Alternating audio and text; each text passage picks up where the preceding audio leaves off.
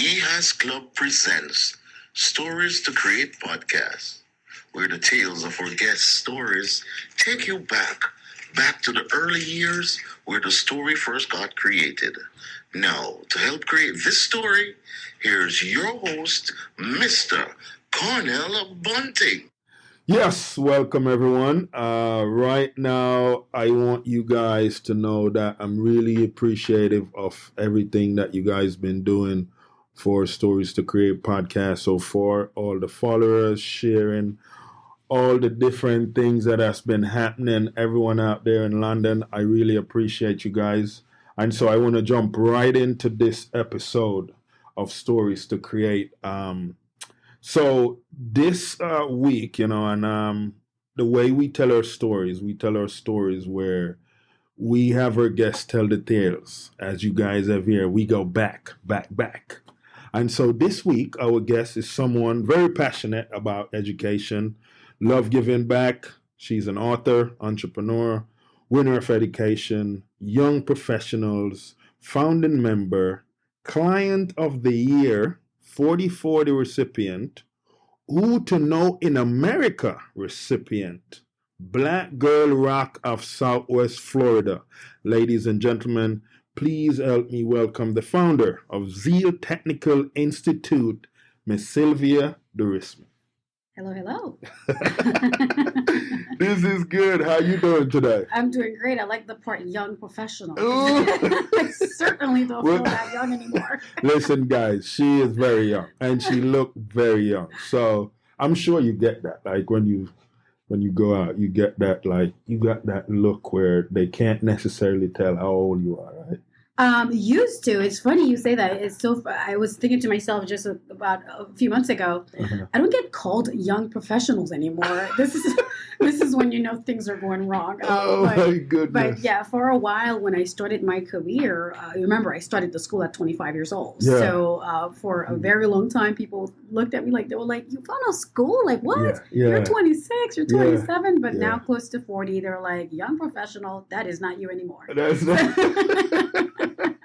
Well, I'm sure all the young professionals still look up to you for advice and all that stuff. That's where I'm getting to, which is it's a really odd feeling because now I see other young professionals coming up and I'm like, wow, that used to be me like 10 years ago. And they're asking me for advice. Right. Like a couple of Fridays ago, I talked to a couple young professionals who were starting in their careers and they reach out to me for advice. And I'm like, wow, this is awesome. But at the same time, I'm like, I don't know how this feels. Like I'm still trying to make peace with it, So, we go back and we want to go back because you have like a mixture of culture. Yeah, I love it. What is that culture? Oh my goodness. So, okay. So we all know I'm a very proud Haitian.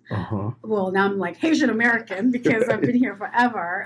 So I was born to Haitian parents, grew up in Haiti and St. Martin and here in the U.S. So I grew up in 3 countries. By the time I was 15, I literally grew up in 3 different countries. Yeah. So when people ask me where I'm from, it's not that I'm not proud to be Haitian, but it's like, a little part of me is in Haiti, a little part of me is in St. Martin. Right. And then a majority, like most of my life has been here in America. Wow. So it's like, I'm just a very proud Haitian Caribbean American girl. So for listeners that is curious about that culture, like in St. Martin, what does some of that food look like, the fruits? Well, I mean, if you've ever been to St. Martin, it's a Caribbean. It's just like Jamaica in a way. It's like a perfect mixture of Jamaica, the Bahamas, and Haiti. Ooh, that's big. And if anybody from St. Martin is listening, they probably go, oh, yeah. Definitely. It's such if you've bbeen there, our slogan is the friendly island. We're such a cool Caribbean because you have kind of like a little bit of everyone there. Yeah. You have a little bit of Europe because it's 2 different islands in one. Oh, okay. Yeah, you have the Dutch side and you have the French side. And so you have a little bit of everyone from Europe, from Africa, from the Caribbean, from everywhere. So it's a little culturally connected place, and I love it. That's good. Yeah. That's a beautiful thing. And then Haiti, for Haiti, you were much younger.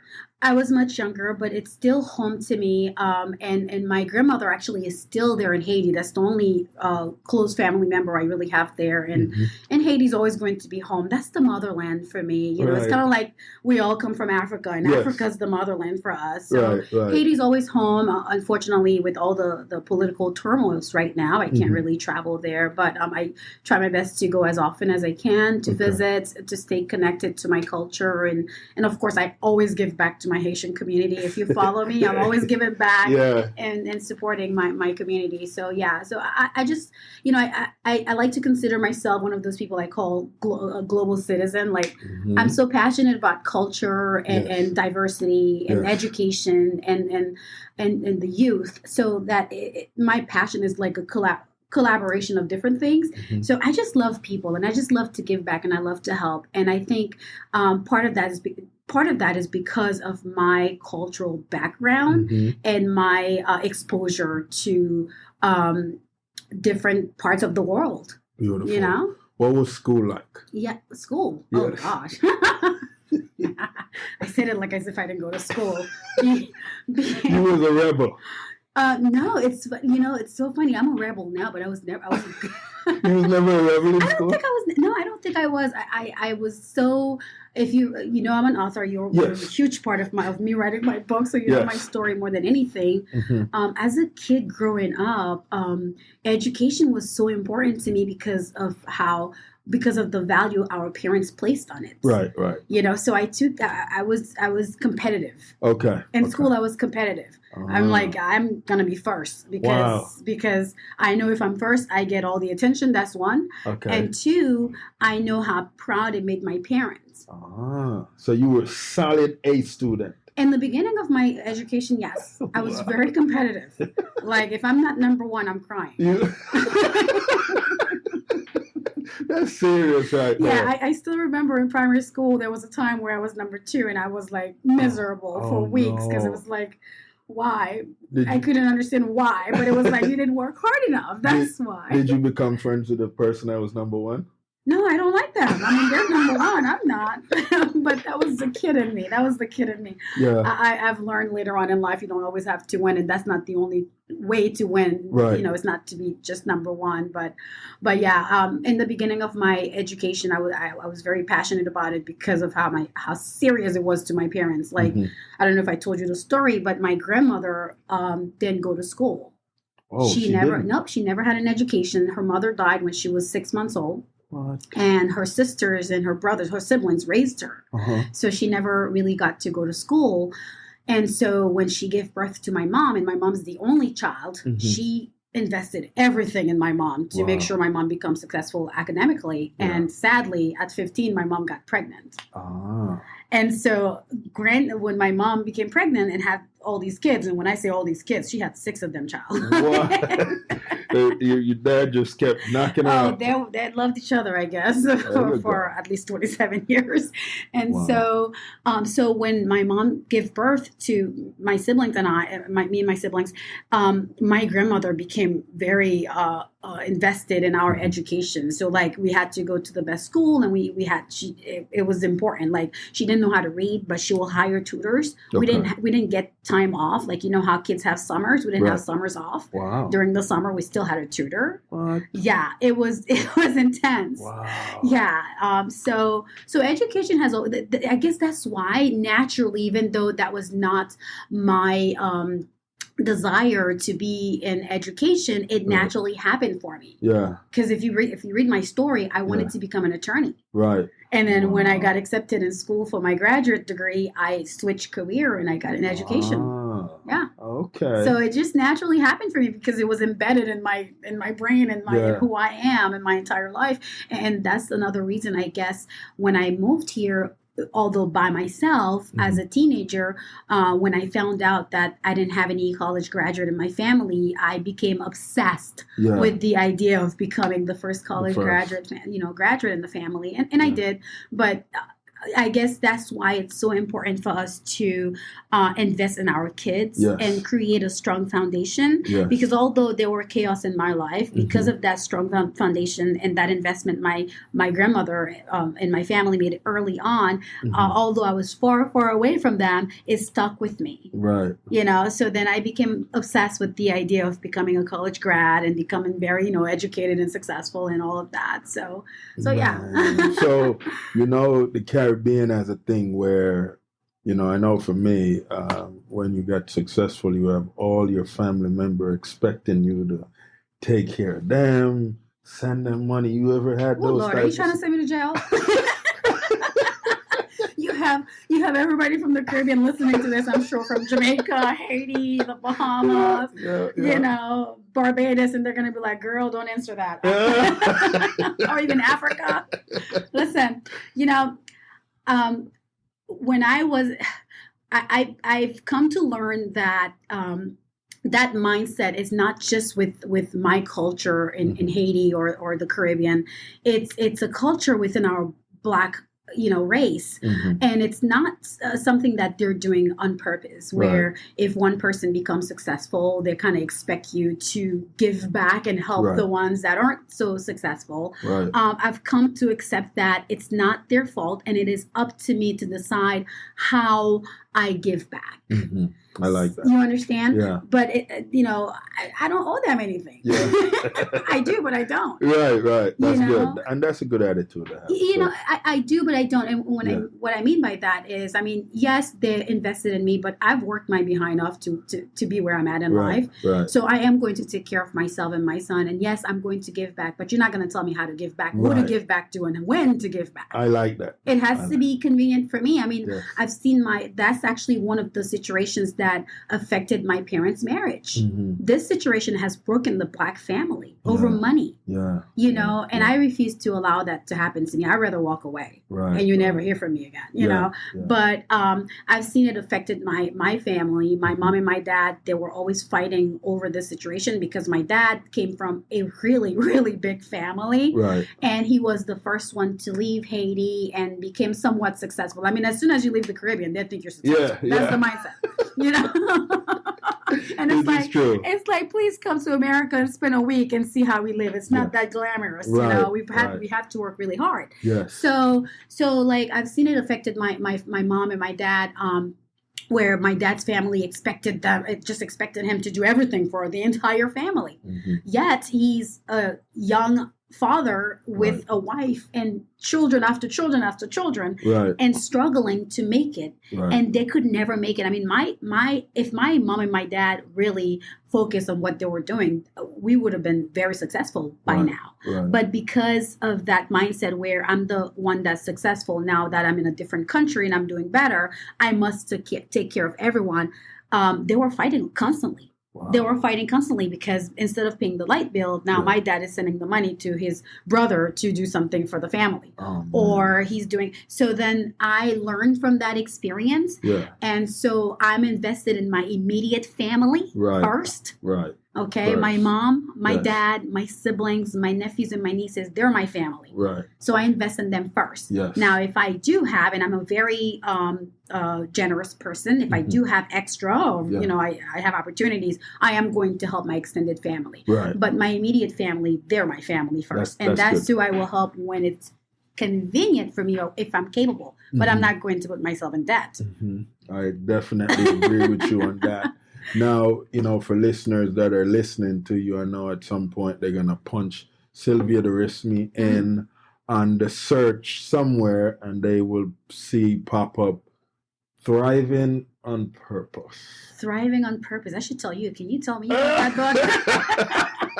I should ask you that question. But as the author of that book, what kind of push you to wanting to put a book like that out? I was in search of healing. Okay. I was in search of healing, and as I was going through my healing process, or after what I thought I completed, I felt compelled to tell my story because I feel like through my vulnerability, I can inspire other young women to tell their stories, and also encourage them to keep their faith and continue to do what's best for them, and to seek healing. Like, it's okay to feel, in our culture, we were raised to be strong all the time. And we were raised to be resilient, of course, and keep everything in secret. And I have secrets. We all do. Okay. But I think my story was needed. We needed to tell it. It was hiding, and for years, people have told me, "Hey, you should write a book. You should write a book." But I've always been afraid to tell my story. And there are a lot of people out there who are afraid to tell their story because they feel like, "Hey, I'm going to be ashamed of who I am after telling my story." And I had that issue as well. You were my coach, so how many times I pulled back from the project. I'm like, "Nope, not telling this part, or not telling this." So a lot of people are ashamed of that, and there's nothing to be ashamed about. As much as we think our stories don't matter, it matters.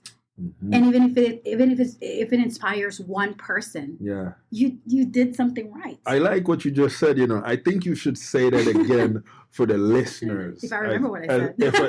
if as much as they don't think it matters. Oh yes, it matters. I mean, since I wrote this book, and again, thanks to you, because you know how much I struggle. I have to say it. I'm saying it on public you did well. record. You did well. Thank you. Well. Yes. And that took some coaching and some confidence in myself and me. And it comes with peace as well. I don't want to just say that just vaguely. For you to for me to say that, I had to get some peace in my life. I had to come at peace with who I am. To be comfortable enough to tell my story. And a lot of people aren't quietly there, right? So as much as you don't think your story matters, it does. Because since I've published the book, I've gotten so many requests, not just requests, but like testimonies privately, where I've had a couple people telling me, "Listen, after reading your book, I see life much clearer." I've had people say, "I wanted to commit suicide, and after reading your book, I found hope." I've had people telling me, "Hey, thank you for speaking for little Black girls like myself." Because my story is so relevant in the Black community, in the immigrant community. So yeah, I think every single person has a story. That's what Yes is about. This is what Yes is about. Yeah, we all have a story. Would you say introvert more have a harder time when it comes to situations like those where they go through telling a story than the extrovert? Absolutely. So I'm a person that I consider to be ambivert, which I'm as much as people think that I'm an introvert, I'm actually or extrovert. I'm actually an introvert in many ways. Like this interaction here, I'm gonna need some time to recharge before I move on to the next, activity of my day. And I cannot do big crowds. That's why I don't go to festivals. I don't go to certain areas, and I'm constantly fighting with myself to be okay being out there. So I can't imagine someone solely being an introvert. How difficult it must be for them, and it's not something they're doing on purpose. But my advice to someone who's an introvert and are ashamed or uncomfortable sharing their stories is that your story matters more than you think. And you have to start getting yourself out there, and you have to start feeling comfortable. The more you get out there, the more comfortable you become. And if it bothers you that much where you can't tell your story or you can't share part of you with the world, because remember, God created us to come out here and make a difference in this world. We are here to make some noise. So get some help. Be around people that are a little bit more extroverted. I know it's overwhelming to be around those people, because trust me, sometimes I'm like, whoa, that person is too much for me, But every time I get around someone who's an extrovert and they're doing good, it motivates me to share more of me. This is good. So be around people that kind of matches your values, but like they're a little bit more extroverted than you are. Yeah. So you have a large following of ladies that hang out with you. What? Oh, really? I do. When did that bond happen? When did that happen where you have all them lady friends of yours that was like, yeah, Sylvia is that girl that we just want to be hanging out with all the time. I don't know about all that. I don't know about all of that. Listen, if any of my close friends are listening, they're going to be like, oh, please, we have to literally hunt her down to hang out with her. Yeah. Like, my life is, and I hate to use the word busy. Yeah. Like, I'm so intentional about my life that I'm so productive. Right. With everything that's going on in my life, that it's very difficult for me to have one-on-one meetings with my girlfriend. So when you see me out there with a group of women, it's not. That's the best way for me to get them together, where I can see everyone and love on them, and they love back on me, because I've been blessed to have some wonderful women in my life, and I know, like I said, if they're listening right now, they're gonna be like, yeah, right, we can't even get a hold of you. And that makes me sound like a bad friend, but I'm really not a bad friend, I promise. They know how to get a hold of me. If they really need me, send me a text, show up in my office, show up at my house. My close friends, they know how to get a hold of me. But yeah, when you see me with a group of women, really, it's just a way for me to get everyone together. And I've also found that when I get these women together, it's not just for Sylvia's ego. Right. It's a networking opportunity. It's me connecting women together. Like I've connected so many women together. It's not even funny. I'm not a selfish person. I believe in sharing my, resources. Yeah. So when I connect these women together, I can't even tell you. I have a friend of mine who sends me gifts every single year, simply because she became a realtor. And I've told this story before. She became a realtor, couldn't get clients, attended one of my events, got some connection there, had her first $1 million deal from my connection. That's beautiful. I have other friends where I connected them where they became grant writers for my other friends, and they're gotten them, millions of dollars. So like I've done that. I don't want to say I've done that. I've provided that opportunity. So getting these women together, it's an opportunity for all of us to win. Right. To win. Yes, I love that. But it's not them just, just kissing on Sylvia and loving on Sylvia. Well, they do that too, but but it's mutual. The feeling's mutual. Now, as a busy woman as yourself, how do you balance that and family? Family. Well, I'm a very proud mama. You guys know that. Yeah. I have a little boy named Sky, who is like one child, but really it's 5 children, I should say. Yeah. So yes, how do I balance it? I homeschool my son. So he's pretty much he's with me. He's my assistant now. He's always with me. I work 3 days out of the week in my office. 2 days are with me and my son where we work from home. And I create healthy boundaries. Like at 7 p.m., I don't take any more business calls. That's good. On the weekends, I will do something business related if I need to. But if I don't, then it's time for me and my child and my private life. Yeah. Yes. And I try to travel as much as I can. I love traveling. That's my favorite thing to do. So I try to travel as much as I can. I try to give back. Those are the things that I find passionate. I find not relaxing. What was I going to say? This is kind of like the way to get to feel my energy. It's giving back, traveling, spending time with my son, and eating and sleeping. I love to sleep because I don't get enough of it. Like this whole week, I've slept 12 hours the entire week. Yeah. No, you need more than exactly. that. So like on Saturdays and Sundays, if I don't have to be somewhere, please don't invite me because I will not go. These are the 2 days that I sleep till like maybe 10, 11. Okay. Yeah. So I try to get my sleep on the weekends as much as I can. A good sleeping. Good sleep. Oh man. Yeah. So, and because I know like a lot of times when you show, where you are, like vacation wise or whatever, you do have your son with you, so that's a beautiful thing. Oh yeah, I try to travel with him as much as I can. I mean now, and it's I don't know if that's a good thing anymore because now I've created a monster. I can't really take trips by myself anymore. Spoiling. Yes, he's like, okay, where are we going next? And I'm like, wait a minute, this trip is for mommy alone and her partner, not you. Yeah. And he's like, no, I want to come too. So it's a good thing. So we're planning our trips this year, and he's included in a couple of them. Okay. But I've got a couple by myself as well. Does he do trips with his dad as well, or?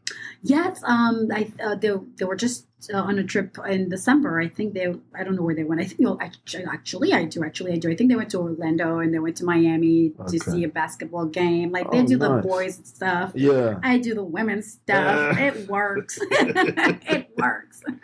This is good. Now, for listeners that are wondering, how do you manage a school, like a whole institution? Yeah. Like, from the age that you decided you wanted to go that direction.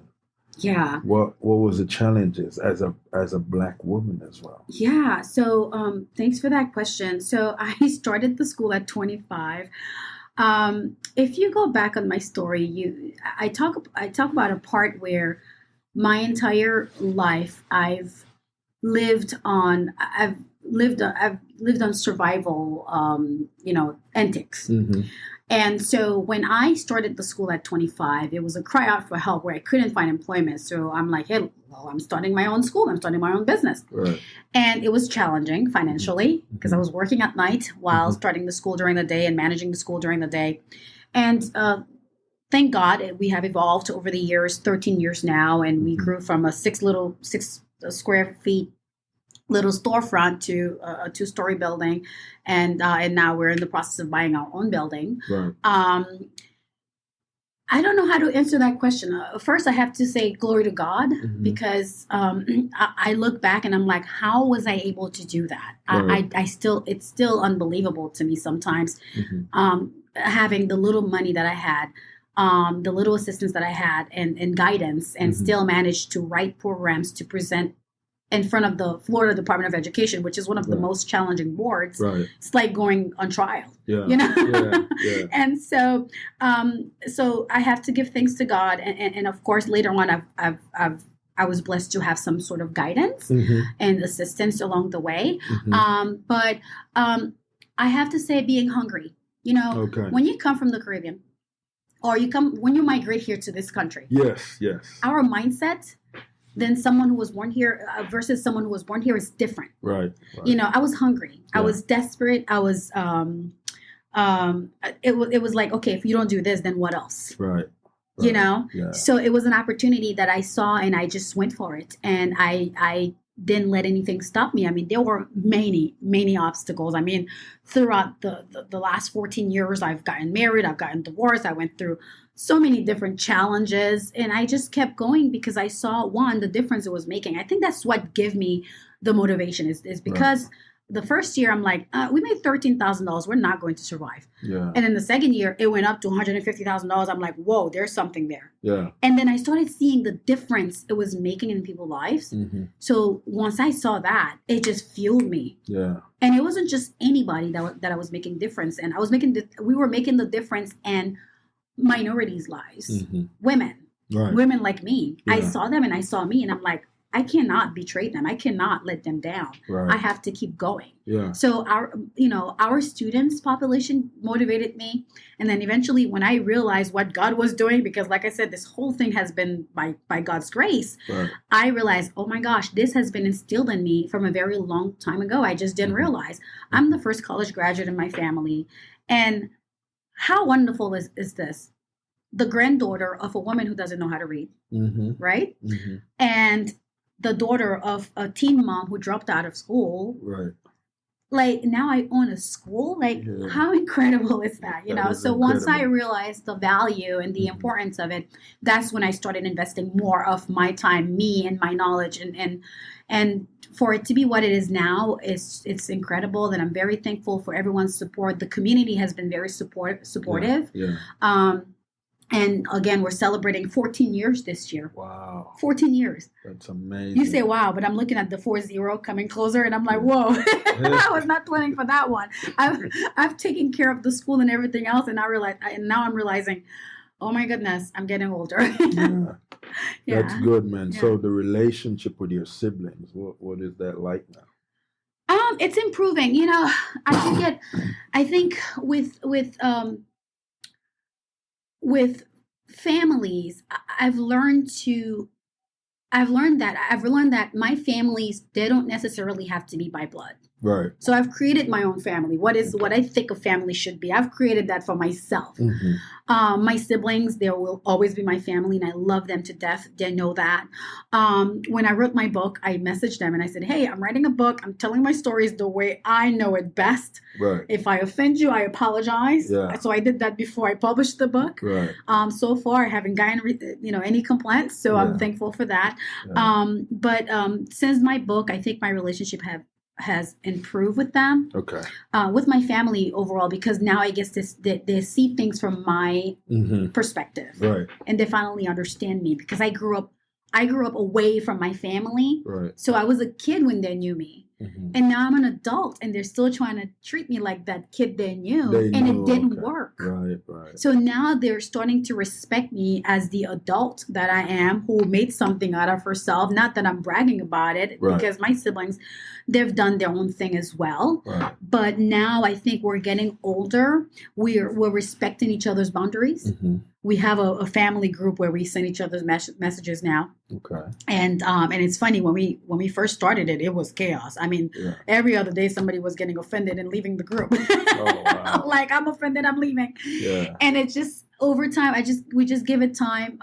Those of us who were mature enough to understand the situation, right. We just allow people to be who they are, what they are, and then over time, people just became, accepted. Like, what's the word here? They just accept things for what they are, who they are, and they respect each other. And then now we're just very careful how we approach each other. Right. And then that's that. So it's getting better. I love my siblings. They know that I'm there for them if they need me to be there. And I think with more time, we're only going to get stronger. This is beautiful. Yeah. So I'm happy for that. So with most of what have happened in the past that have shaped the Sylvia now, what does the next 5 year look like? Oh, it's funny. The last 3 interviews I've had, people ask me, what is the next 5 years like? 3 years like?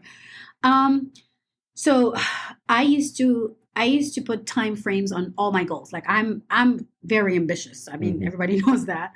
And so I used to put time frames, and then what I realized is that when things didn't happen during those time frames, I would get incredibly depressed. Right. So I have goals. Okay. And I make an effort to work on these goals daily, monthly, weekly, monthly, year. I work on my goals every single day. So I don't put time frames, but I just pray to be alive, healthy, and of course young enough to continue my journey. Right. There are some great things planned ahead, and I know with God by my side, they will happen. But I'm not going to say 5 years, 10 years. Right. I'm going to allow them to happen on God's time. I like that. That's a beautiful answer right there. Did you guys hear that? She have put God in front, so God is driving. Yeah, it's like, listen, I'm at that stage in my life. If I have to get married tomorrow, I get married tomorrow. Okay. If I have to sell my business in a month, then if that's what needs to happen, I sell my business. Like, I'm at that stage in my life where I'm at peace knowing that. As much as I think, not spontaneous. It's just, when you've been through enough in life. Yeah. Nothing surprises you. Right. Yeah. And you're just open to the possibilities. Okay. I don't frame my mind where if someone comes over tomorrow and they say, hey, I'm going to give you $300,000 more for your house. Yeah. Chances are I'm going to sell my house. Yeah. It was not my plan to move this year, but I'm getting $300,000 more for my house. Right. It'll be done for me not to sell it. Right. So I don't put time frame. I just live my life every day, and I'm thankful that I'm alive. I can make a difference. I have 3 rules. What did I learn today? Did I make a difference? And did I smile? Okay. Ooh, you hear that last one? Did I smile? Because I grew up with this this seriousness in me. Like, I everything's got to be on time, on this, and and then I forget to smile. And my smile, I realized that I wasn't smiling for me. I was smiling for other people. Right. You understand? I was yeah. smiling. I'm a very friendly person. So like I'm out there smiling, but I wasn't smiling for me. I was smiling for other people. So like at the end of the day, when I go to bed, did I smile? Yeah. Because if I'm not smiling, something's terribly wrong. Something happened. Yes. Oh, man. Yeah. So that's a beautiful way to look at it.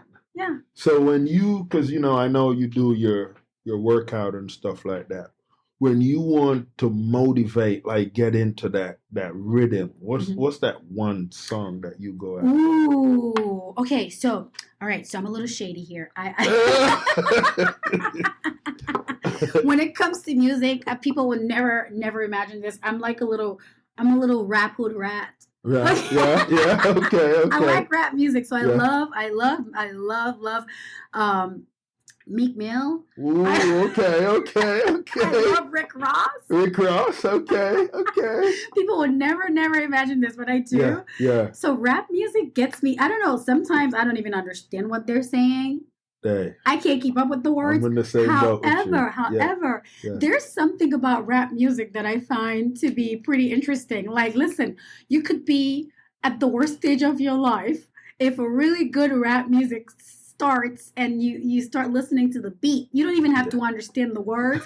It's something about it where it makes you confident. Like you could be the ugliest person ever, right? Yeah. And it just gives you so much confidence and so much life. Like you come alive. Yeah. So I like to get in, when I'm working out, if you see a headset on, it's rap music most likely. Yeah. Or guess what? Reggae. Ooh, not even reggae. Okay. Not even reggae. Okay. Dance hall. Dance. Ooh, look at you. Doing the dance. That's usually what's in my headset. That's what I listen to when I'm working out. I started listening to Cranium recently, which is like my sister introduced me to that. And I know I sound really old school saying Cranium like this, or, No, but my little young sister introduced me to him, and I'm like, oh, I gotta like this. This is awesome. Yeah. So I listen to all types of music. I listen to reggae, world music. I love Afro beats. I love my Haitian compas zouk. But rap music does it for me. And there's Christian rap, by the way. Did you know that? Oh my God, Christian rap is so dope. Like people don't even realize. Like there's NF that I listen to and Lecrae, of course. I mean, oh my gosh, I sound so old saying things. Is it me? Is it me? Like seriously? No. I'm like Lecrae. Yeah. In any case, Christian rap is so. Like it motivates you, and while you're still getting the word of God, it's so awesome. Like I love it. So I like. So that. So rap music for sure when I'm working out. Yeah, for sure. The one song that I know would always get me in the mood though is Whitney Houston. I'm Every Woman. I'm every woman. It's all in me. Bringing us back. That was a beautiful voice right there. Anyway. Man, so now with you, having a rich culture like that, what is food like? What is cooking like? I love to eat. I know people think I'm skinny and I'm a fat girl inside, not outside, but like I love to eat. I love food. I love food. That's, people travel to take pictures. I travel to go eat food and learn about the culture and see the beautiful, history sites of the countries that I go to. My favorite food, however, I know my Haitian people are probably going to kill me for saying this. Oh, Lord, here we go. No. It's okay. I love my Haitian food, but boy, do I love Mediterranean food. What? I know. What? I know. An island girl who loves Mediterranean food. When did you even discover Mediterranean that you start liking it that much? Years. I mean, since I was a teenager. Wow. Years. And I try to convince myself, no, girl, you do not like that food. No. Yeah. You do. I do. So I do like Mediterranean cuisine. Okay. But of course, my Caribbean food, there's nothing like it out there. This is true. I spent a summer in Spain a few years ago, and I remember the food there. a lot of it were similar to what we cook in Haiti, like the rice, the paella with the rice and beans, and it wasn't too shocking for us. But man, they have a beautiful cuisine there. Spanish cuisine is really awesome. Tapas y vinos. I lived on that for like literally 3 weeks. Wow. Yeah. Tapas y vinos. Every corner you turn, that's what they have. Tapas y vinos. Tapas y vinos. Good sauce. Yeah, it's good sauce, and it's so cute how they have like all these little different variety of food, and then the wine. That's why they call it tapas y vinos. Vinos is wine. Wow. So every corner you turn, every hour of the day, it could be like 10 o'clock in the morning, and you're eating tapas y vinos. Wow. And so that I found interesting. What one wine stands out for you? Well, I like red wine. Okay. I like red wine. There's a brand that I'm committed to, which is Ménage à Trois. It's a French name. Okay. But it's not very expensive, but the quality is superb to me. So and it's a red wine. It's they have everything. I think they have red, they have white, and I just discovered the red blend from that brand as well. If you haven't tried Ménage à Trois red blend, you have to. It's really amazing. That's the name of it, red blend. Red blend. It's red wine blend, but like the name of the company, well, the name of the wine is Ménage à Trois, which is a French name, and I don't want to tell you what it means. Right. I don't want to tell you what Ménage à Trois means. This is good. Now, you have a sense of fashion that is just beautiful. Oh my God! What got you in that space where you want to make sure how you dress really say, this is Sylvia, I'm here? That's a funny question. I really don't put that much effort into it. Really? You don't put no effort in your dressing? I don't think I listen. No? I don't think I have. I don't know. I'm a very basic person. My closet is so boring. People think I have this extravagant closet. Like majority of my clothing, they're black and white, and I have very little colors in my closet. But years ago, well, I don't want to say years ago, about 3-4 years ago, cleaned out my closet. I got my closet designed, and I cleaned it out, and I decided to keep my life very simple by having black and white and a little bit of colors. Elegant black and white and a little color every now and then. Yeah. Even my shoes. I mean, I had like 120 pair of shoes, I think. I got rid of it all. I'm like, listen, I don't need, like, we think we need so much. We don't. When you hear someone say they have over 120 shoes, they are definitely about the fashion. But not anymore. I don't. No, I don't anymore. You just let it go. I let it all go because I consume myself with all these things that I didn't need. So I don't have. It's not that important for me. So, okay. Yeah. Like, but thank you very much. I hear people say it, and I'm like, thank you. But I'm very basic when it comes to fashion. I keep it simple. Yeah. And I don't overdo anything. You know, I like black and white. During the week, I wear business wear on the weekends. Yeah. You never know what you're gonna find Sylvia in. Oh my goodness. That's it. Now you have a lot of young lady that, you know, at this point now looking up to what you're doing and stuff like that. What would you say to them? Ooh, yeah. So I like to talk to young Sylvia. I have this thing that where I talk to young Sylvia because life gets hard sometimes, even as an adult, and you know. And I constantly have to remind myself, little Sylvia's still there, so I still have to speak to her every now and then. I like that. And I always remind little Sylvia that everything that she went through was meant to make her who she is now. Mm-hmm. It wasn't fun. Right. You know, life happens to all of us. Right. Okay. Anybody who, like, young or old, life is not going to be fair to you. Right. We are going to have different experiences. So whatever you're going through, you have to go through it. Yes. There's no way to go around it. Right. You hear that, people? You cannot go around it. You're gonna have to go through it. Just like the saying, you cannot take the elevator to success. You have to take the stairs. Right. That's life. We have to take the stairs. So things will happen to us. Yeah. However, what I have learned, what I've told little Sylvia is how you handle things that will make the difference. Right. Our reaction to it, the energy we give to it, our mindset towards it. Right. Those are the things that will make our situation worse or better. Or better. I like that. So whatever you're going through, my advice to any little girls or any young girls or any women going through a divorce, been molested, dealing with family issues, broke as hell right now. Yeah. I've been through it all. Yeah. And my advice is you have to go through it. Yeah. But what are you going to do about it? That's the difference. Yeah. Guys, listen, man, we had so much fun in this beautiful, beautiful stories that got created. And as you hear, Sylvia just created her story right here in EAS Club. Sylvia, we want to thank you for being on the show. Thank you for having me, and thank you for all you do. Thank you for telling my stories. I didn't even realize I was telling my story. You did. But I just did.